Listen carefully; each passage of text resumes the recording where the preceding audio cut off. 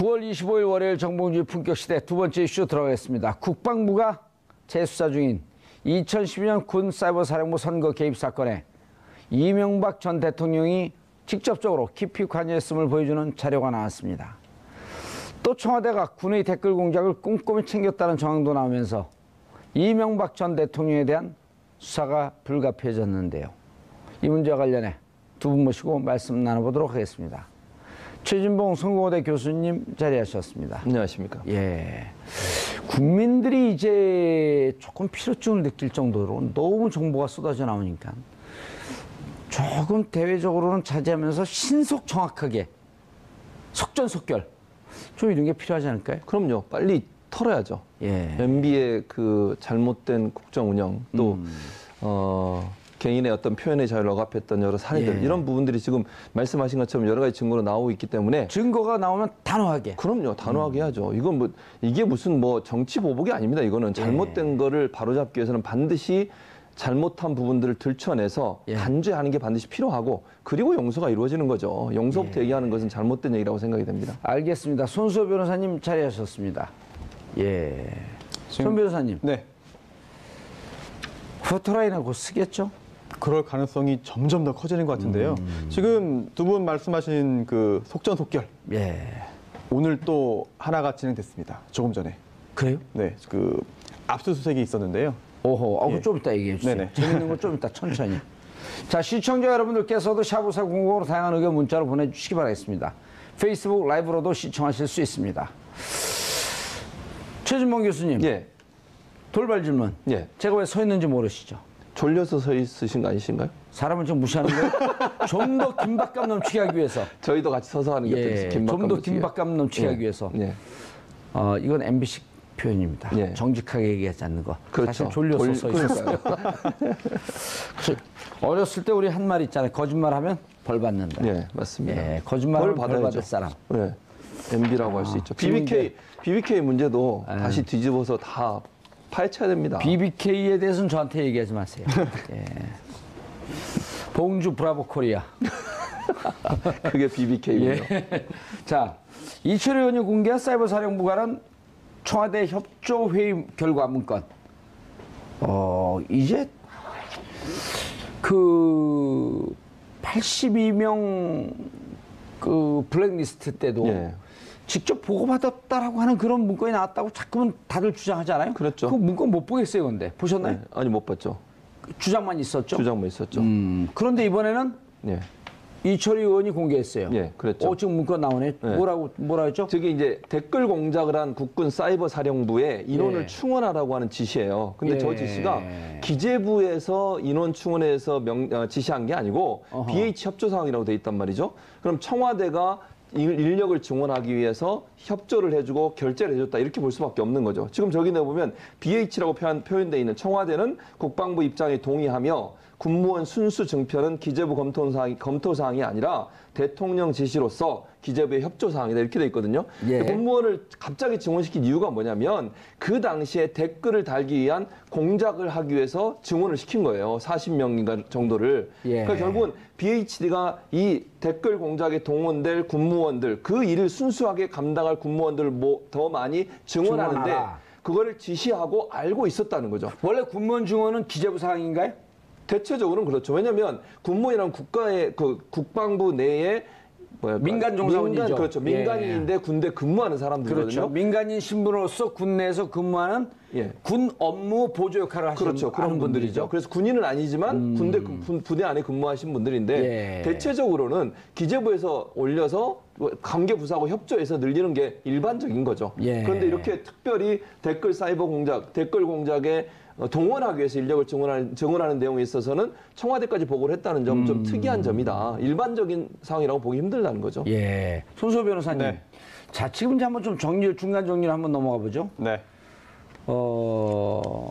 원세훈 국정원장의 혐의에 대해서는 이거 너무 복잡해요. 일단 지금 4년형을 받은 것은 국정원이 대선 댓글 개입, 즉 국정원의 정치적 중립의 의무를 위반하고 국정원 직원들이 대선 댓글에 개입한 거 아니에요? 그렇습니다. 자, 그리고 그것 이외에 민간인들이 팀장급시 48명이 팀을 30개의 팀을 굴리면서 민간인들이 대선 댓글 개입한 것은 아직 수사도 안 들어갔죠.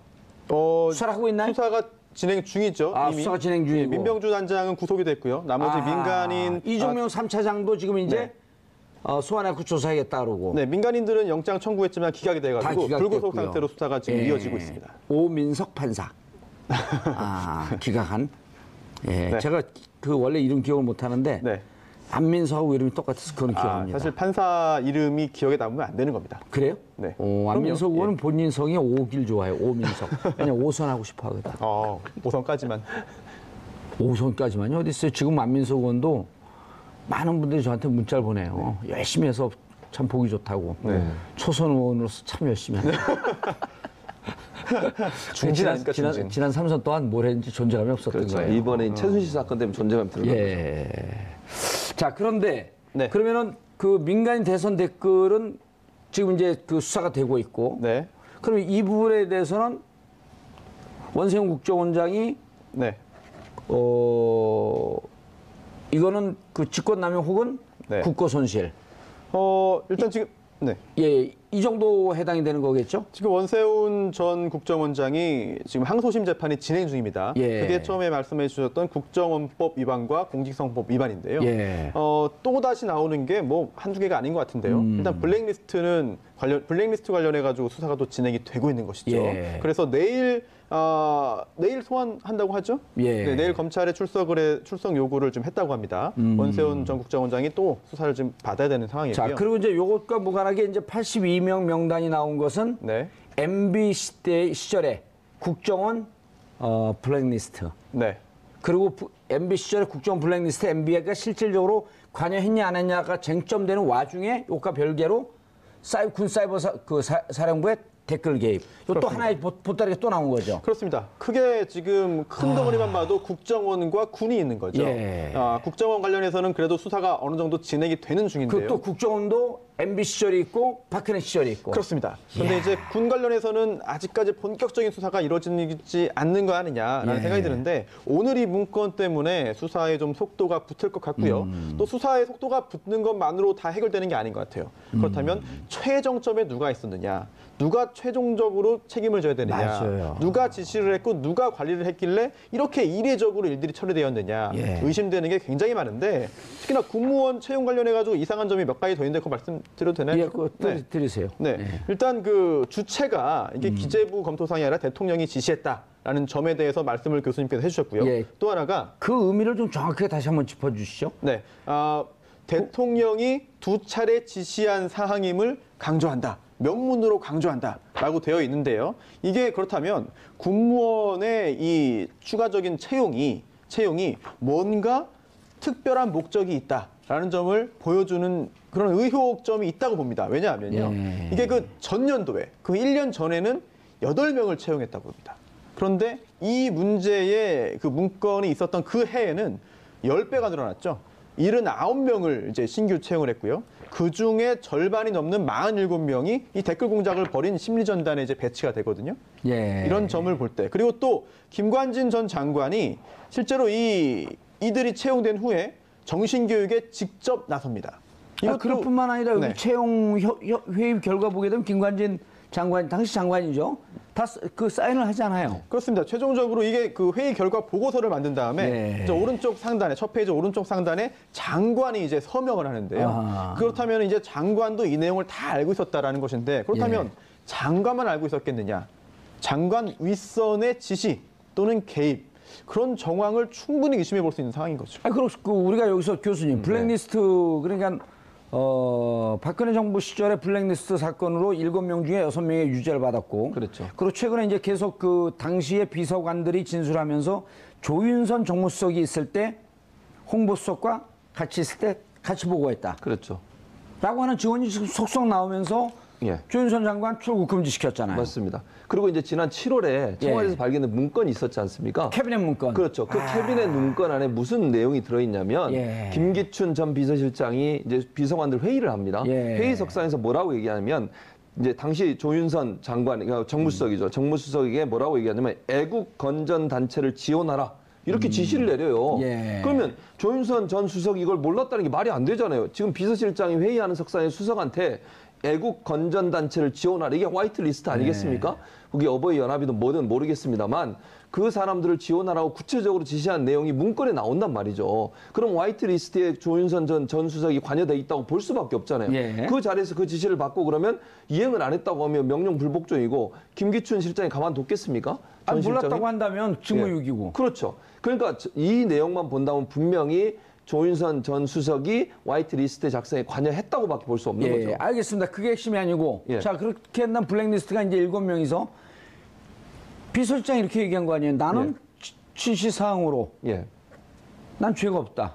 그런데 지금 1년 6개월 받았나요? 2년 3년 받았나요? 3년 받았죠? 3년 받았나요? 손수호 변호사님? 형량이 아, 기억이 안 나네. 2년인지 어쨌든 뭐 형량 어쨌든, 중요하지 않고 예, 예. 현재 감옥에 있어요. 네, 그렇죠. 자, 그러면서 비서실장 유죄, 그 밑에 비서관들 유죄, 그리고 결국은 이 블랙리스트 사건이 대통령 그 박근혜 전 대통령이 18개 혐의 중에 하나가 된 거 아니에요? 그렇죠. 그럼 밑에 있는 사람들이 유죄라고 한다면 대통령도 유죄. 그럼요. 이 개연성이 지금 높아졌는데. 당연하죠. 그렇다고 한다면 손수호 변호사님. 네. MB 시절에 군사이버사령부가 댓글에 개입했다? 김관진 장관이 사인했다? 그럼 김관진 장관이 하늘에서 뚝 떨어지고 누가 우리 김관진 장관 뽑은 사람들 없잖아요. 임명한 사람이 네. 있을 거 아니에요. 네. 임명자가 너 제대로 일하고 있어? 내가 지시한 내용 하고 있어? 이렇게 묻는 거 아니에요? 네, 그랬을 가능성이 매우 높고요. 이게 아니, 그러니까 법원에서도 그렇게 판단할 거 아닌가요? 그럴 가능성이 매우 높은 것이죠. 실제로 지금 김관진 전 장관은 수사 대상에 올랐는지 아직 모르겠어요. 그런데 예. 그 밑에 있는 그 군 수뇌부들 중에 일부는 이미 형사처벌을 받았습니다. 그렇죠. 그리고 네. 이제 그 점점 더 옥도경인가요? 그 사이버 사령관? 네, 네, 맞습니다. 그 제일 또염 누구 있어? 연재욱. 연재욱 옥도경. 아, 성들이 아주 독특해요. 네. 이거 다 독사파죠? 연재욱은 독사파예요. 연재욱은 독사파예요. 성으로 이렇게 비하시면 또 아니요. 연재욱은 시청자들이 또 독사파예요. 예. 연재욱 네. 그 사령관은 독사파고, 왜냐면 연재욱 장관 사령관은 예, 전 사이버 사령관. 네. 사이버 사령관은 저랬었잖아요. 그 참여정부 때 비서관으로 있었고 예. 부역자라고 했고 한동안 불이익을 받았던. 네. 그런데 이제 사이버 사령부 들어가면서 다시 이제 그 승진의 기회를 잡았던, 그리고 그 후임이 옥도경이고. 네. 그분들도 이제 조사해야 되는 거 아닌가요? 그렇죠. 근데 이미 한 차례 그 군형법상의 정치관여 혐의로 예. 또 조사를 받았고요. 예. 또 재판도 받았습니다. 그래서 연재욱 전 사령관 같은 경우에는 이제 집행유예가 됐죠. 아하. 그리고 또 옥도경 전 사령관 같은 경우에는 선고유예입니다. 즉 유죄 잘못은 했다. 하지만 이제 그 형선고를 하지 않은 것이고요. 그럼 이분들은 일사부재의 원칙에 근거해서 다시 기소 못 하나요? 그때 재판 받은 잘못이 무엇이냐? 도대체 그때 한 차례 판단이 있었다고 한다면은 다시 벌하지 못하겠습니다만 새로운 잘못이 드러났다라고 한다면은 추가적인 그런 수사 재판 처벌 가능한 거죠. 예, 그때 처벌받은 개입건 말고 또 다른 개입건이 있었다고 한다면 네. 새로운 범죄가 되나요? 그렇습니다. 예, 별 처벌받지 않은 건드리지 못한 범죄이기 때문에 공소시효가 아직 완성되지 않았다고 한다면 처벌 가능성이 남아 있는 그러네요. 제가 손수호 변호사를 일주일 전에 한번 때려요. 네. 근데 그거로 처벌받았는데 사실 알고 보니 그 2달 전에 때린 게 또 네, 있었어. 그렇죠. 이건 일사부재리가 아니잖아요. 그렇죠. 다른 범죄이기 범죄라고 때문에. 한다면. 네. 그러니까 이 문서가 결국 그 다른 범죄의 정황들을 보여주는 거잖아요. 예. 군 사이버 사령부를 이해했던 사람이 그 자기 고백을 했지 않습니까? 언론에 나와서 예, 과장인가 뭐 부본부장인가 그 사람이 얘기했던 내용과 자료들을 보면 이 사람들이 그 전에 재판받을 때 나오지 않았던 자료들이 많이 있다는 거죠. 그렇다고 지금 손수호 변호사 얘기하셨듯이 새로운 범죄일 수 새로운 있겠다. 범죄라고 보는 거죠. 그 범죄 자체가 전체적으로 볼 때 하나의 큰 덩어리로 볼 수 있다라고 한다면은 그 부분까지 일사부재의 원칙이 적용된다는 주장을 분명히 할 거예요. 그런데 구체적으로 어떤 행위에 대해서 그동안 전에 처벌이 있었고 이번에 드러난 건 어떤 행위인지에 따라서 법적인 판단이 달라질 수 있습니다. 예, 그런데 이제 이게 보니까, 야, 3관왕인 줄 알았더니 4관왕이에요. 사이버 댓글 공작 지시 1관왕. 그 다음 문화연예계 블랙리스트 2관왕. 그 다음 방송장악 MBC, KBS 그렇죠. 3관왕. 4대강 방산비리 BBK 주가 조작, 이거는 약간 그 뭉뚱그려서. 따로 떼면 6관왕이네요. 6관왕인데 네. 그 6스타는 없죠. 6스타는 없으니까 4스타. 아니 보면은요. 예. 정말 역대 대통령 치고 이렇게 불법과 부정과 비리를 많이 할 수 있는 사람이 있을까 할 정도로 아주 백화점을 열었어요. 그렇죠. 롯데하고 친하다는 롯데백화점 불었었나 보죠. 그랬을 수도 있겠죠. 예. 근데 이런 식의 이런 불법을 저지르고도 박근혜 전 정부의 비호 아래 그게 숨겨져 있었지 않습니까? 그러니까 박근혜 전 정부를 사실은 이명박 대통령 전 대통령이 별로 좋아하지 않았음에도 불구하고 밀어줄 수밖에 없어요. 적극적으로 밀었죠. 그렇죠. 왜냐하면 이런 게 다 드러날 수밖에 없잖아요. 본인이 한 일이 있기 때문에 네. 결국은 박근혜 전 대통령을 밀 수밖에 없는 상황이었고 그러다 보니까 댓글 부대 만들어가지고 열심히 지원한 거 아닙니까 결국은?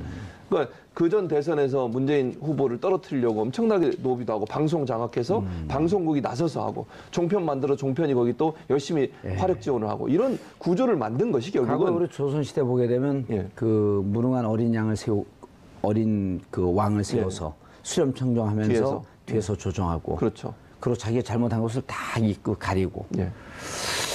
그 예전에 아마 박근혜 대통령을 세운 게 그러한 의도가 아니었어요. 그런 의도가 있죠. 저는 더 의심스러운 게 뭐냐면 잘 아시겠지만 이명박, 박근혜 두 사람이 후보로 싸운 적이 있었잖아요. 2007년이었죠. 2007년에 그때 최순실 사건이 다 드러났어요. 사실 알고 있잖아요. 이명박. 알고 있죠. 이명박 전 대통령이랑 그 측근들이 이미 알고 있었어요. 그걸 적극적으로 드러내지 않잖아요. 사실은 그걸 알고 있었던 본인이 그 당시에 정권 잡고 나서 그걸 드러냈다고 하면 지금 이런 사태가 안 왔겠죠. 최순실 사태가. 그때 막았다고 하면. 최태민의 양아들이 예. MB 진영에 있으면서 처음에 자료를 얘기하다가 더 이상 하지 않았던 게 이미 판사가 기울어서 안 했다. 그렇죠. 맞습니다. 라고 얘기했는데 사실은 그 보따리를 풀지 않고 풀지 있었단 않은 말이에요. 거죠. 왜냐하면 본인이 살기 위해서는 어쩔 수 없이 이 박근혜 그때 당시 후보를 밀 수밖에 없는 상황이었잖아요. 그런 상황에서 그걸 풀었을 때는 본인이 이런 비리 때문에 처벌받을 수밖에 없다는 상황을 인지했을 가능성이 높다고 보는 거죠. 실제로 그 당시 두 정치인이 갈등 관계가 한때도 심하지 않았습니까? 그런데 청와대에서 이명박 대통령이 박근혜 당시 대표를 불러서 회동을 한 다음에 웃으면서 걸어 나오고 그 후에 갈등이 사실은 자취를 감췄거든요. 2012년 9월 2일입니다. 네, 그날 예. 뭔가 미락이 있었거나 뭔가 이야기가 구체적으로 오갔을 것이다라는 짐작은 정치권에서 굉장히 많은 분들이 했던 것 같거든요. 100분간. 그때 나오면서 그 두 분이 입장 밝힌 세 가지가 뭔지 모르죠. 어떤 겁니까? 둘이 극비리에 네. 모두 그 배석자들을 제외한 상태에서 둘이 100분간 회의를 하고 나온 게 태풍 대응, 그다음에 강력범 대응, 네. 그다음에 선거사범. 그 선거 때까지는 네. 무슨 특별 기관을 설치하자. 근데 태풍 올라오는 것을 둘이 의논을 했어요. 긴밀하게 100분 동안. 이번 태풍은 서쪽으로 올라올 터이니 절대 동쪽으로 올라온다는 얘기를 하지 마십시오. 큰일 납니다. 국가 기밀입니다. 아, 참. 그래서 그리고 당시에도 강력범은 우리가 얘기한 걸 알게 되면 강력범들이 다 튑니다. 조심하십시오. 모두가 합리적인 의심을 할 수밖에 없는 그런 상황이었던 것 같습니다. 예, 제가 그거 다시 조사하다 또 감옥 갈 뻔했어요. 예? 내가 감옥 간다니까 좋아하는 사람들이 많네. 우리 카메라 PD들이 빵빵 터지는데 감옥 간다 그러니까 빨리 보내고 방송 그만하고 싶은가 봐요. 자, 어디부터 조사해야 됩니까, 이거를? 조사요? 예. 어디부터? 예. 지금 군 관련해 손수호 변호사가 내가 검찰총장이다 아유. 생각하고 이거 기획을 쫙 해내야 될 거 아니에요. 글쎄요. 지금 계속 부르기 시작하는데 진짜 너무 많았고 국민들이 네. 근데 국민들이 MB 조사해야 된다라고 하는 네. 여론조사를 하게 되면 70%가 넘게 찬성을 해요. 그렇죠. 네. 대통령 지지율이 지금 60% 중반이고 좀 올랐고 이제 70 넘는 데도 있는데 대통령 지지율보다도 더 높은 지지율을 보이면서 MB는 반드시 조사해야 된다. 왜냐하면 저는 그 연예인들에 대한 그런 억압, 압박, 이게 얼마나 치졸하고 예. 얼마나 나쁜 짓입니까? 헌법 유린 행위 아닙니까? 예. 개인의 표현의 자유, 사상의 자유를 억압하는 거예요. 그렇죠. 이거는 정말 용서받을 수 없는 일입니다. 1952년 조세프 메카시 상원의원. 그렇죠. 예. 제가 몇 번 얘기했지만 저한테도 찾아와서 국정원 직원이. 미국에서. 예. 미국 예. 교수를 하고 근데 이번에 있는데 명단은 안 나왔잖아. 명단이 안 나와요. 왜 제 이름을 안 넣는지 모르겠는데. 제대로 사세요. 알겠습니다. 어디부터 수사하느냐에 대해서 물론 전방위적으로 하고 있겠습니다만 오늘 있었던 일 간단히 좀 말씀을 드리면은요. 압수수색이 이루어졌습니다. 어디요? 추명호 전 국장. 네, 그리고 또 신승균 전 실장인데요. 국정원 직원들입니다. 오호. 특히나 이제 추명호 전 국장 같은 경우에는 국정농단 때도 이름이 많이 나왔습니다. 예. 왜냐면요. 우병우 전 수석에게 비선 보고를 했다라는 의혹이 있었죠. 네, 그래서 그렇죠. 친구라 그러죠. 추명호 국장. 친구인가요? 친구인지는 잘 모르겠네요. 네, 그래서 이게 국정원 계약 적폐청산 공개가 알려졌는데. 적폐청산 TF에서 그 비선 보고도 지금 파헤치고 있는데 그와 예. 별개로 이번에 추전국장 신전 실장이 박원순 제안 문건에 관여돼 있을 그런 정황이 드러났다라는 그런 언론 보도가 나오고 있거든요. 예. 그렇다면은 이게 그 압수수색 영장이 뭐 사무실도 아니고 어디도 아니고 자택이었습니다. 그렇다고 한다면은 더더욱 뭔가 범죄 사실의 소명이 상당 부분 이루어져야만 영장이 발부될 수 있거든요. 예. 그런데 법원에서 영장을 발부해줬고 오늘 또 이렇게 자택을 압수수색하면서 여러 가지 뭐 자료들을 이미 확보했다라고 지금 보도가 나오고 있거든요. 그렇다고 한다면 이번 사건 수사에 있어서 굉장히 중요한 걸음이 될 것 같고 이렇게 자료가 하나 둘 쌓인다고 한다면 결국은 위로 더 올라갈 수 있을 텐데요. 이 추명호 전 국장 같은 경우에는 상당히 고위에 있었기 때문에 국정원 내에서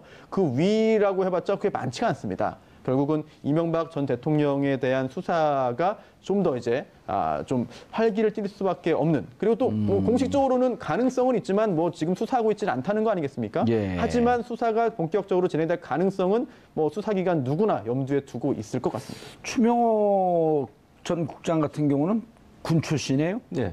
예, 알자회 소속. 네. 그러니까 그 사람이 우병우한테 직보를 했을 뿐만 아니라 예. 전에도 이미 여러 가지 일에 관여돼 있다고 하는 걸 증거를 잡고서 지금 하는 거 아니겠습니까? 그래서 이 사람을 조금 조사를 하면 그래서 원세훈 국정원장한테도 보고하지만 비선으로 청와대에 우병우에게 보고하는 거죠. 계속 보고했고. 보고를 했고 이런 일이 일어났다고 볼 수 있는 거죠. 그러니까 예. 국정원과 청와대가 밀접하게 이 문제에 대해서 협력하면서 상의하면서 협의하면서 예. 진행했을 가능성이 높다라고 볼 수밖에 없는 거죠. 예, 이제 블랙리스트 얘기로 좀 가봐야 될 텐데 그 전에 김관진 장관의 친필 서명이 나왔어요. 이명박 전 대통령 친필 서명 문건도 나올 가능성이? 없을 것 같은데요.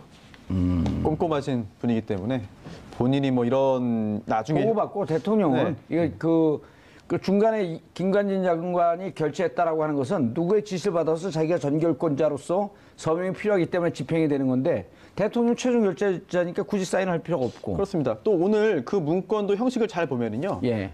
이제 국방부에서 예. 회의를 청와대와 함께 한 다음에 그 내용을 정리해서 자, 우리 이렇게 오늘 요청받아서 회의를 진행했고 내용이 이렇습니다. 예. 장관이 보십시오. 그렇게 해서 장관이 그냥 결재한 거거든요. 그렇기 때문에 청와대 내에서도 똑같은 형식으로 이루어졌다. 그리고 대통령이 사인을 했다. 제가 볼 때 그럴 가능성은 별로 없어 보입니다. 근데 사인은 안 했더라도 혹시나 이런 게 남아있을 가능성이 있을 것 같아요. 제가 그냥 추측해 보건데 청와대 국방부 장관이나 아니면 안보수석을 통해서 국군사이버사령부가 일일 동향 보고를 한단 말이죠. 그렇죠. 그리고 VIP 보고사항 이런 게 있겠죠. 그런 게 있을 수 있다는 거죠. 그러니까 사인은 없더라도 혹시나 그런 문서들이 남아있을 가능성, 물론 다 폐기해버렸으면 모르지만 아니, 가능성은 있습니다. 그러니까요. 근데 손수 변호사님, 네. 자 VIP 보고사항라고 하는 게 문건에 만약 나왔는데, 네. 그럼 이제 그쪽 그 당사자들은 이렇게 얘기할 수 있을 거거든요. VIP 보고사항이라고 했지만, 네. 자 우리가 형식적으로 이렇게 돼 있지 다 보고하진 않았다. 네. 라고 한다면 MB가 또 빠져나갈 길이 있는데 결국 이렇게 되면 김관진 국정원 그 장관의 증언, 원세훈 국정원장의 증언, 이 증언이 중요하지 않을까요? 글쎄요. 일단 증언보다는 예. 사람의 말보다는 문서. 100명의 증언보다 사실 한 장의 문서가 더 가치가 높다는 게 우리나라 법원의 또 수사기관의 현재로서의 태도이기 때문에. 그런데 어쨌든 그 원세훈과 그 김관진 이분들 최고 책임자, 바로 밑에 네. 최고 책임자이기 때문에 네. 대통령에게 보고했습니다라고 하는 증언이 나오게 되면 대단히 결정적인 그럼요. 증언이 아닐까. 매우 중요한 거고요. 더군다나 이제 실제로 VIP 보고사항 문건이 존재한다는 가정하에 예. 그 문건의 작성경이라든지 예. 그 문건이 실제로 무엇을 의미하는지 또 대통령에게 어느 정도 강도로 전달되었고 대통령이 그에 대해서 어떻게 반응했는지 지시했는지 관리했는지 개입했는지 등등을 확인하기 위해서는 그게 문건에 담겨 있을 수는 전부 다 담겨 있을 수가 없습니다. 예. 그렇다면 그 상황을 옆에서 직접 보고 들은 사람들의 이야기가 굉장히 중요한데 지금 원세훈 전 국정원장은 징역 4년형 선고받았고요. 예. 또 추가적인 그런 그 유죄 판결 가능성이 국고손실 있거든요. 특가법상의 예. 제5조 국고손실 5억이 넘게 되면 5년 이상 무기징역까지. 근데 뭐 제가 잘못 알고 있을 수 있겠습니다만 예. 그 조항은 회계 책임자를 주체로 하는 것 같아요. 회계 뭐 담당자, 담당관. 그러지 않는데 제가 그 법을 다 그런가요? 봤는데요. 네. 보셨어요? 예, 봤는데 회계 담당자를 지칭하는 것 같은데 그러지 그래서 않던데. 실제 뭐 채권 담당자라든지 그 정도의 실무자를 처벌하는 거지 그 위에서 결정한 자를 처벌하는 것인지 아니 여부는 근데 제가 잘 모르겠네요. 지방자치단체장이나 이렇게 네. 그 지칭을 했던데요. 아, 자치단체장까지요? 자치단체장도 그다음에 뭐 국정 책임자 뭐 이렇게까지 하는데 지방자치단체장 등 이렇게 지칭한 걸 네. 제가 기억하고 있어서 아, 그래요? 이게 정치권 인사들의 국고 손실을 업이 다루는구나. 1억서부터 5억까지는 구간을 둬서 3년 이하의 징역. 그다음 5년이 넘어가게 되면 그 특가법상에 5조 보세요. 국고 손실. 네, 있는데 그게 예. 회계관계 직원을 주체로 하고 있어가지고. 아, 그래요? 예, 그게 기타 그 고위직까지 이게 주체로 하는지는 제가 좀 찾아보겠습니다. 판례를 봐야 되겠죠. 근데 국고 손실죄로 이게 판례 또 없는 것 같아요. 근데. 그게 쉽게 자주 적용되는 그런 사안은 아니기 때문이겠죠.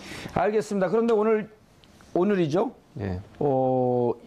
문성근 씨와 그 피해자들 82명의 피해자들 중에 뭐 몇 명이 참여했는지 모르겠지만 어쨌든 주체적으로 김미화 그다음에 그 저와 같이 방송하는 진중권 교수도 이제 함께하겠다 그러고 진중권 교수는 넘버 3라고 참 좋아해요. 세 번째 이름이 나왔다고. 네. 왜냐하면 그 박근혜 정부 시절에 10,000명 가까운 블랙리스트 중에 없어갖고 마음 상했었거든요. 부끄러워하고. 그러니까 근데 이번에 세 번째로 나왔다고 너무너무 좋아해요. 이게 대한민국의 현실이죠. 우픈 현실입니다. 그러니까요. 그래서 자, 근데 고소를 했기 때문에 교수님, 예. 검찰이 이제 마음만 먹으면 언제든지 소환할 수 있겠다? 그렇죠. 예. 또 그렇게 해야 된다고 생각해요, 저는. 그러니까 이게 국민들도 알고 싶어 하는 겁니다. 예. 무슨 일이 있었고, MB가 실제 국정원을 동원해서 어떤 일을 했는지를 낱낱이 밝혀야 된다고 저는 생각을 하거든요.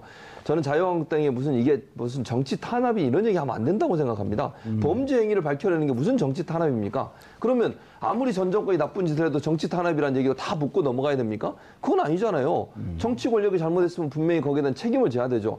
국민의 이름으로 단죄해야 되는 거 아니겠습니까? 그게 무슨 정치 탄압입니까? 죄가 없는데 그걸 가지고 문제를 삼는 게 정치 탄압이고 정치적으로 악용하는 게 문제지. 분명히 죄가 있고 헌법을 유린한 행위에 대해서 법에 의해서 처벌하겠다고 하는데 조사하고 처벌하겠다는데 그걸 거부하고 정치 탄압을 얘기하는 것은 그야말로 죄를 그냥 덮고 넘어가자 이런 얘기밖에 안 된다고. 대한민국 국민들의 수준을 우습게 보는 거죠. 왜냐하면 그렇죠. 국민들이 70% 이상이 예. 자, 사자방, 특히 4대강, 자원외교, 방위산업 비리. 근데 지금 거는 블랙리스트란 말이 전혀 나오지 않았던 거예요. 이 사자방 너무나 의혹이 많으니 조사해라. 조사해야 한다. 왜냐? 우리 세금으로 운영한 것이기 때문에. 그런데 이번에 블랙리스트가 나온 거예요. 예. 근데 블랙리스트가 너무나도 꼼꼼하게 나왔어요. 그렇죠. 그 5년 동안. 그리고 그거를 거기서만 끝난 게 아니고 이 블랙리스트 수법이 계승 발전하면서 10,000명 가까이 넘어가면서 나라를 8년 동안 아주 그냥 농단을 해버린 거 아니에요? 그렇죠. 그러니까 국정원이 저는 그 사실 아세요? 김일성, 김정은 사망 사건을 뉴스 보고 알았대요. 원세훈이 나와서 그 얘기했어요. 네. 그러니까 국정원이라고 하면 그런 일 하라고 있는 거 아닙니까?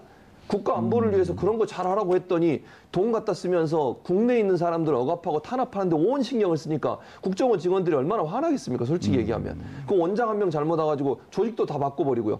국정원 조직 바꾸려면 대통령 허가를 받아야 되는데 예. 그렇다고 하면 그것도 저는 이명박 전 대통령 일정 부분 허가해줬다고 봐요. 그러니까 심리전이나 이런 댓글 부대로 사람들을 충원시키고 이쪽은 없애버리고 국내 파트를 강화시키는 이런 그 조직 개편을 했었는데 예. 그 개편에도 원세훈 전 원장이 들어가서 한 거 아니겠습니까? 그렇죠. 그것도 대통령이 일정 부분 보고를 받았다고 저는 보는 거거든요. 그러니까 국정원의 원래 의무, 그 업무 이 부분을 벗어나서 하지 말아야 할 일에 온 힘을 쏟다 보니까 오히려 국가 안보와 관련된 부분들은 소홀하게 되는 그런 대부분 일이 일어난 거죠. 예를 들어 갖고 특수활동비 9천억 중에서 4,500억 정도 쓰는 것은 대부분 휴민트 활동하려는 거거든요. 그렇죠. 근데 그거 안 하고 국내 지금 댓글 작업한 예. 거 아닙니까? 손소 변호사님, 네. 2011년 12월 18일인가 그렇죠? 김정일 그 사망한 게 12월 18일인가 17일쯤 되지 않나요? 제가 날짜를 잘 기억 못하겠네요. 예. 그리고 이제 그때부터 김정일 사망이 계속 댓글 실검 순위 며칠 동안 한 2, 3일 동안 1등으로 가다가 23일 날 그 실검이 바뀝니다. 1등에. 뭘로 정봉주 구석. 아. 김정일 사망을 누른 아. 사람입니다, 제가. 웃어서 죄송합니다. 아니, 저도 웃겨요. 아니, 그런 역사적 사건은 그러니까 얼토당토 않은 사건이었고 제가 얘기를 왜 하냐면 여전히 BBK 문제는 제가 할 얘기는 아니지만 많은 분들이 추적하고 있기 때문에 그 그렇죠. 문제도 살아있다는 거예요. 그럼요. 그리고 새로운 증거가 나오기도 언제든지 수사할 수 있는 거 아니에요? 그렇습니다. 예, 당연히 그렇게 할 수 있는 상황이고요. 특히나 이제 이명박 전 대통령은 이제 그 재임 기간 동안에는 이제 그 공소시효가 아니, 진행되지 재임 않기 기간 동안에 때문에. 또 김경준 씨한테 140억을 받기 네. 위해서 국가 기관을 총동원했다. 그러니까요. LA 총영사도 동원했고 네. 청와대 실무자들도 동원했고 이게 주진우 기자가 밝혀낸 거 아니에요? 그렇습니다. 그리고 또 재단이라든지 기타 회사 내의 그 문건들도 지금 계속 어떤 경위는 모르겠지만 하나씩 지금 결국 공개되고 있거든요. 그 내부자들입니다. 실제로 예. 존재하나요? 예. 휘슬블로우. 네. 예. 그렇다면은 지금 그게 전부가 아니라 앞으로 더 많이 다스 나올 가능성이 자료도 있겠네요. 내부자들한테 나오고 있습니다. 예. 굉장히 중요한 부분입니다. 그러면 다른 데 신경 쓰지 말고 다스 내부 직원들 단속하세요. 계속 자료가 나오고 있습니다. 최 교수님. 예. 언제쯤 포토라인 했을까요? 머지 않았을 거라고 봅니다. 예. 김관진 전 장관부터 조사를 해야 한다고 생각하고요. 예. 왜냐하면 김관진 전 장관을 일단 조사를 해야 거기에 대해서 뭔가 단서를 찾아낼 수 있을 것 같아요. 지금 그걸 빼고 이명박 전 대통령을 바로 부를 수는 없을 것 같고 예. 관련돼 있는 밑에 있는 모든 사람들 수사한 다음에 정황 증거들 다 찾아내고 또 방금 말씀하신 것처럼 내부 제보도 받고 지금 국군 사이버 사령부 같은 경우는 내부 제보가 들어온 거 아니겠습니까? 그런 여러 가지 정황들을 활용해서 이명박 전 대통령이 잘못한 부분이 있다면 당연히 포토라인에 세워야죠. 예. 특검이 누구였었죠? 김명수였던 박영수 특검. 박영수 특검이었어요. 네. 성이 또 김명수 바뀌었어요. 대법원장. 박영수 특검. 네. 알겠습니다. 이름은 기억이 잘 안 나왔고요. 박영수 특검이 국정농단 박근혜 전 대통령을 기소하면서 이런 얘기를 했습니다. 자료와 근거는 차고도 넘친다. 이명박 대통령이 국가를 농단한 블랙리스트, 사이버 사령부 자료가 차고도 넘치는 것 같습니다. 머지않아 포토라인에 쓸 것을 기대해 봅니다. 9월 25일 월요일 정봉주의 품격시대 마치겠습니다. 감사합니다. 9월 25일 월요일 정봉주의 품격시대 두 번째 이슈 들어가겠습니다. 국방부가 재수사 중인 2012년 군 사이버 사령부 선거 개입 사건에 이명박 전 대통령이 직접적으로 깊이 관여했음을 보여주는 자료가 나왔습니다. 또 청와대가 군의 댓글 공작을 꼼꼼히 챙겼다는 정황도 나오면서 이명박 전 대통령에 대한 수사가 불가피해졌는데요. 이 문제와 관련해 두 분 모시고 말씀 나눠보도록 하겠습니다. 최진봉 성공회대 교수님 자리하셨습니다. 안녕하십니까. 예. 국민들이 이제 조금 필요증을 느낄 정도로 너무 정보가 쏟아져 나오니까 조금 대외적으로는 자제하면서 신속 정확하게 속전속결 좀 이런 게 필요하지 않을까요? 그럼요. 빨리 털어야죠. 예. MB의 그 잘못된 국정 운영 또 개인의 어떤 표현의 자유를 억압했던 여러 사례들 예. 이런 부분들이 지금 말씀하신 것처럼 여러 가지 증거로 나오고 있기 때문에 증거가 나오면 단호하게. 그럼요. 단호하게 해야죠. 이건 뭐 이게 무슨 뭐 정치 보복이 아닙니다. 이거는 잘못된 거를 바로잡기 위해서는 반드시 잘못한 부분들을 들춰내서 단죄하는 게 반드시 필요하고 그리고 용서가 이루어지는 거죠. 용서부터 얘기하는 것은 잘못된 얘기라고 생각이 됩니다. 알겠습니다. 손수호 변호사님 자리하셨습니다. 예. 손 변호사님. 네. 포토라인하고 쓰겠죠? 그럴 가능성이 점점 더 커지는 것 같은데요. 지금 두 분 말씀하신 그 속전속결. 예. 오늘 또 하나가 진행됐습니다. 조금 전에. 그래요? 네. 그 압수수색이 있었는데요. 오호, 그거 좀 이따 얘기해 주세요. 네네. 재밌는 거 좀 이따 천천히. 자, 시청자 여러분들께서도 샤브사 공고로 다양한 의견 문자로 보내주시기 바라겠습니다. 페이스북 라이브로도 시청하실 수 있습니다. 최진봉 교수님. 예. 돌발 질문. 예. 제가 왜 서 있는지 모르시죠? 졸려서 서 있으신 거 아니신가요? 사람을 좀 무시하는 거예요? 좀 더 긴박감 넘치게 하기 위해서. 저희도 같이 서서 하는 게 예, 좀 좀 더 긴박감 넘치게 하기 위해서. 예. 이건 MB식 표현입니다. 예. 정직하게 얘기하지 않는 거. 그렇죠. 사실 졸려서 서 있었어요. 어렸을 때 우리 한 말 있잖아요. 거짓말하면 벌 받는다. 예, 맞습니다. 예, 거짓말을 벌 받아야죠. 받을 사람. 네. MB라고 할 수 있죠. 지금 BBK 문제도 다시 뒤집어서 다 파헤쳐야 됩니다. BBK에 대해서는 저한테 얘기하지 마세요. 예. 봉주 브라보 코리아. 그게 BBK군요. 예. 자, 이철 의원이 공개한 사이버 사령부 관한 청와대 협조 회의 결과 문건. 이제 그 82명 그 블랙리스트 때도 예. 직접 보고받았다라고 하는 그런 문건이 나왔다고 자꾸만 다들 주장하잖아요. 그렇죠. 그 문건 못 보겠어요, 근데 보셨나요? 네. 아니 못 봤죠. 주장만 있었죠. 주장만 있었죠. 그런데 이번에는 예. 이철희 의원이 공개했어요. 예, 그랬죠. 지금 문건 나오네. 네. 뭐라 했죠? 저기 이제 댓글 공작을 한 국군 사이버 사령부에 인원을 예. 충원하라고 하는 지시예요. 근데 예. 저 지시가 기재부에서 인원 충원해서 지시한 게 아니고 BH 협조 사항이라고 돼 있단 말이죠. 그럼 청와대가 인력을 증원하기 위해서 협조를 해주고 결제를 해줬다 이렇게 볼 수밖에 없는 거죠. 지금 저기 내보면 BH라고 표현되어 있는 청와대는 국방부 입장에 동의하며 군무원 순수 증편은 기재부 검토 사항이 아니라 대통령 지시로서 기재부의 협조 사항이다 이렇게 돼 있거든요. 예. 공무원을 갑자기 증원시킨 이유가 뭐냐면 그 당시에 댓글을 달기 위한 공작을 하기 위해서 증원을 시킨 거예요. 40명인가 정도를. 예. 그러니까 결국은 BHD가 이 댓글 공작에 동원될 군무원들 그 일을 순수하게 감당할 군무원들을 더 많이 증원하는데 증원하라. 그거를 지시하고 알고 있었다는 거죠. 원래 군무원 증원은 기재부 사항인가요?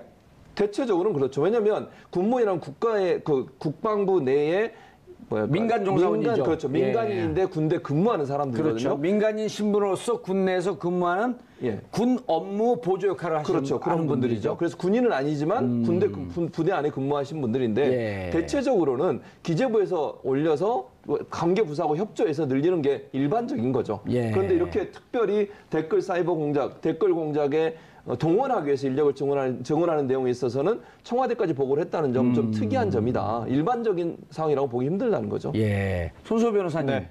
자, 지금 이제 한번 좀 중간 정리를 한번 넘어가 보죠. 네. 원세훈 국정원장의 혐의에 대해서는 네. 이거 너무 복잡해요. 일단 지금 4년형을 받은 것은 국정원이 대선 댓글 개입, 즉 국정원의 정치적 중립의 의무를 위반하고 국정원 직원들이 대선 댓글에 개입한 거 아니에요? 그렇습니다. 자, 그리고 그것 이외에 네. 민간인들이 팀장급 시 48명이 팀을 30개의 팀을 굴리면서 민간인들이 대선 댓글 개입한 것은 아직 수사도 안 들어갔죠. 수사를 하고 있나요? 수사가 진행 중이죠. 이미. 수사가 진행 중이고. 민병주 단장은 구속이 됐고요. 나머지 민간인 이종명 3차장도 지금 이제 소환해서 조사하겠다 그러고. 네, 민간인들은 영장 청구했지만 기각이 다 돼가지고 기각됐고요. 불구속 상태로 수사가 지금 예. 이어지고 있습니다. 오민석 판사. 기각한. 예, 네. 제가 그 원래 이름 기억을 못 하는데 네. 안민석하고 이름이 똑같아서 그건 기억합니다. 사실 판사 이름이 기억에 남으면 안 되는 겁니다. 그래요? 네. 안민석 그럼요. 의원은 본인 성이 오길 좋아해요. 오민석. 왜냐면 오선하고 싶어 하거든. 5선까지만. 오선까지만이 어디 있어요? 지금 안민석 의원도 많은 분들이 저한테 문자를 보내요. 열심히 해서 참 보기 좋다고. 초선 의원으로서 참 열심히 하네. 중진 아닙니까, 중진. 지난 3선 동안 뭘 했는지 존재감이 없었던 그렇죠. 거예요. 이번에 최순실 사건 때문에 존재감이 들어간 거죠. 예. 자, 그런데 네. 그러면은 그 민간인 대선 댓글은 지금 이제 그 수사가 되고 있고. 네. 그럼 이 부분에 대해서는 원세훈 국정원장이 네. 이거는 그 직권남용 혹은 네. 국고손실. 일단 지금 네. 예, 이 정도 해당이 되는 거겠죠? 지금 원세훈 전 국정원장이 지금 항소심 재판이 진행 중입니다. 예. 그게 처음에 말씀해 주셨던 국정원법 위반과 공직선거법 위반인데요. 예. 또 다시 나오는 게 뭐 한두 개가 아닌 것 같은데요. 일단 블랙리스트 관련해 가지고 수사가 또 진행이 되고 있는 것이죠. 예. 그래서 내일 소환한다고 하죠? 예. 네, 내일 검찰에 출석 요구를 좀 했다고 합니다. 원세훈 전 국정원장이 또 수사를 좀 받아야 되는 상황이고요. 자, 그리고 이제 요것과 무관하게 이제 82명 명단이 나온 것은 네. MB 시절에 국정원 블랙리스트. 네. 그리고 MB 시절에 국정원 블랙리스트 MB가 실질적으로 관여했냐 안 했냐가 쟁점되는 와중에 요과 별개로 군 사이버 사령부의 댓글 개입. 또 하나의 보따리가 또 나온 거죠. 그렇습니다. 크게 지금 큰 덩어리만 봐도 국정원과 군이 있는 거죠. 예. 국정원 관련해서는 그래도 수사가 어느 정도 진행이 되는 중인데요. 그 또 국정원도 MB 시절이 있고 박근혜 시절이 있고. 그렇습니다. 그런데 이제 군 관련해서는 아직까지 본격적인 수사가 이루어지지 않는 거 아니냐라는 생각이 드는데 오늘 이 문건 때문에 수사에 좀 속도가 붙을 것 같고요. 또 수사의 속도가 붙는 것만으로 다 해결되는 게 아닌 것 같아요. 그렇다면 최정점에 누가 있었느냐, 누가 최종적으로 책임을 져야 되느냐, 맞아요. 누가 지시를 했고 누가 관리를 했길래 이렇게 이례적으로 일들이 처리되었느냐 예. 의심되는 게 굉장히 많은데 특히나 군무원 채용 관련해가지고 이상한 점이 몇 가지 더 있는데 그 말씀 드려도 되나요? 예, 그거 드리세요. 네. 예. 일단 그 주체가 이게 기재부 검토사항이 아니라 대통령이 지시했다라는 점에 대해서 말씀을 교수님께서 해주셨고요. 예. 또 하나가 그 의미를 좀 정확하게 다시 한번 짚어주시죠. 네, 대통령이 두 차례 지시한 사항임을 강조한다. 명문으로 강조한다라고 되어 있는데요. 이게 그렇다면 군무원의 이 추가적인 채용이 뭔가 특별한 목적이 있다라는 점을 보여주는 그런 의혹점이 있다고 봅니다. 왜냐하면요. 예. 이게 그 전년도에, 그 1년 전에는 8명을 채용했다고 합니다. 그런데 이 문제의 그 문건이 있었던 그 해에는 10배가 늘어났죠. 79명을 이제 신규 채용을 했고요. 그 중에 절반이 넘는 47명이 이 댓글 공작을 벌인 심리전단에 이제 배치가 되거든요. 예. 이런 점을 볼 때. 그리고 또 김관진 전 장관이 실제로 이들이 채용된 후에 정신교육에 직접 나섭니다. 그럴 뿐만 아니라 여기 네. 채용 회의 결과 보게 되면 김관진 장관, 당시 장관이죠. 다 그 사인을 하잖아요. 그렇습니다. 최종적으로 이게 그 회의 결과 보고서를 만든 다음에 네. 이제 오른쪽 상단에 첫 페이지 오른쪽 상단에 장관이 이제 서명을 하는데요. 아하. 그렇다면 이제 장관도 이 내용을 다 알고 있었다라는 것인데 그렇다면 예. 장관만 알고 있었겠느냐? 장관 윗선의 지시 또는 개입 그런 정황을 충분히 의심해 볼 수 있는 상황인 거죠. 그리고 우리가 여기서 교수님 블랙리스트 그러니까 박근혜 정부 시절에 블랙리스트 사건으로 7명 중에 6명의 유죄를 받았고, 그렇죠. 그리고 최근에 이제 계속 그 당시에 비서관들이 진술하면서 조윤선 정무수석이 있을 때 홍보수석과 같이 있을 때 같이 보고했다. 그렇죠. 라고 하는 증언이 지금 속속 나오면서 예. 조윤선 장관 출국 금지 시켰잖아요. 맞습니다. 그리고 이제 지난 7월에 청와대에서 예. 발견된 문건이 있었지 않습니까? 캐비넷 문건. 그렇죠. 그 캐비넷 문건 안에 무슨 내용이 들어있냐면 예. 김기춘 전 비서실장이 이제 비서관들 회의를 합니다. 예. 회의석상에서 뭐라고 얘기하냐면 이제 당시 조윤선 장관, 그러니까 정무수석이죠. 정무수석에게 뭐라고 얘기하냐면 애국 건전 단체를 지원하라. 이렇게 지시를 내려요. 예. 그러면 조윤선 전 수석이 이걸 몰랐다는 게 말이 안 되잖아요. 지금 비서실장이 회의하는 석상에 수석한테 애국 건전 단체를 지원하라. 이게 화이트 리스트 아니겠습니까? 그게 어버이 연합이든 뭐든 모르겠습니다만 그 사람들을 지원하라고 구체적으로 지시한 내용이 문건에 나온단 말이죠. 그럼 화이트 리스트에 조윤선 전 수석이 관여돼 있다고 볼 수밖에 없잖아요. 예. 그 자리에서 그 지시를 받고 그러면 이행을 안 했다고 하면 명령 불복종이고 김기춘 실장이 가만뒀겠습니까? 전 실장이? 몰랐다고 한다면 직무유기고. 그렇죠. 그러니까 이 내용만 본다면 분명히 조윤선 전 수석이 화이트 리스트 작성에 관여했다고밖에 볼 수 없는 거죠. 알겠습니다. 그게 핵심이 아니고. 예. 자, 그렇게 한다면 블랙리스트가 이제 7명이서 비서실장이 이렇게 얘기한 거 아니에요. 나는 지시사항으로 예. 난 죄가 없다. 그런데 지금 1년 6개월 받았나요? 3년 받았나요? 3년 받았죠? 3년 받았나요, 손호섭 변호사님? 형량이 아, 기억이 안 나네요. 2년인지 어쨌든 뭐 형량 어쨌든, 중요하지 않고 네, 네. 현재 감옥에 있어요. 네, 그렇죠. 자, 그러면서 비서실장 유죄, 그 밑에 비서관들 유죄, 그리고 결국은 이 블랙리스트 사건이 대통령 그 박근혜 전 대통령이 18개 혐의 중에 하나가 된 거 아니에요? 그렇죠. 그럼 밑에 있는 사람들이 유죄라고 한다면 대통령도 유죄. 그럼요. 이 개연성이 지금 높아졌는데. 당연하죠. 그렇다고 한다면 손소 변호사님. 네. MB 시절에 군사이버사령부가 댓글에 개입했다? 김관진 장관이 사인했다? 그럼 김관진 장관이 하늘에서 뚝 떨어지고 누가 우리 김관진 장관 뽑은 사람들 없잖아요. 임명한 사람이 네. 있을 거 아니에요. 네. 임명자가 너 제대로 일하고 있어? 내가 지시한 내용 하고 있어? 이렇게 묻는 거 아니에요? 네. 그랬을 가능성이 매우 높고요. 이게 아니 그러니까 그 법원에서도 그렇게 판단할 거 아닌가요? 그럴 가능성이 매우 높은 것이죠. 실제로 지금 김관진 전 장관은 수사 대상에 올랐는지 아직 모르겠어요. 그런데 예. 그 밑에 있는 그 군 수뇌부들 중에 일부는 이미 형사처벌을 받았습니다. 그렇죠. 그리고 네. 이제 그 점점 더 옥도경인가요? 그 사이버 사령관? 네, 네, 맞습니다. 그 제일 또염 누구 있어? 연재욱. 연재욱 옥도경. 예. 성들이 아주 독특해요. 네. 이거 다 독사파죠? 연재욱은 독사파예요. 연재욱은 독사파예요. 성으로 이렇게 비하시면 또 아니요. 연재욱은 시청자들이 또 독사파예요. 예. 연재욱 네. 그 사령관은 독사파고, 왜냐면 연재욱 장관 사령관은 예, 전 사이버 사령관. 네. 사이버 사령관은 저랬었잖아요. 그 참여정부 때 비서관으로 있었고 예. 부역자라고 했고 한동안 불이익을 받았던. 네. 그런데 이제 사이버 사령부 들어가면서 다시 이제 그 승진의 기회를 잡았던, 그리고 그 후임이 옥도경이고. 네. 그분들도 이제 조사해야 되는 거 아닌가요? 그렇죠. 근데 이미 한 차례 그 군형법상의 정치관여 혐의로 예. 또 조사를 받았고요. 예. 또 재판도 받았습니다. 그래서 연재욱 전 사령관 같은 경우에는 이제 집행유예가 됐죠. 아하. 그리고 또 옥도경 전 사령관 같은 경우에는 선고유예입니다. 즉 유죄 잘못은 했다. 하지만 이제 그 형 선고를 하지 않은 것이고요. 그럼 이분들은 일사부재의 원칙에 근거해서 다시 기소 못 하나요?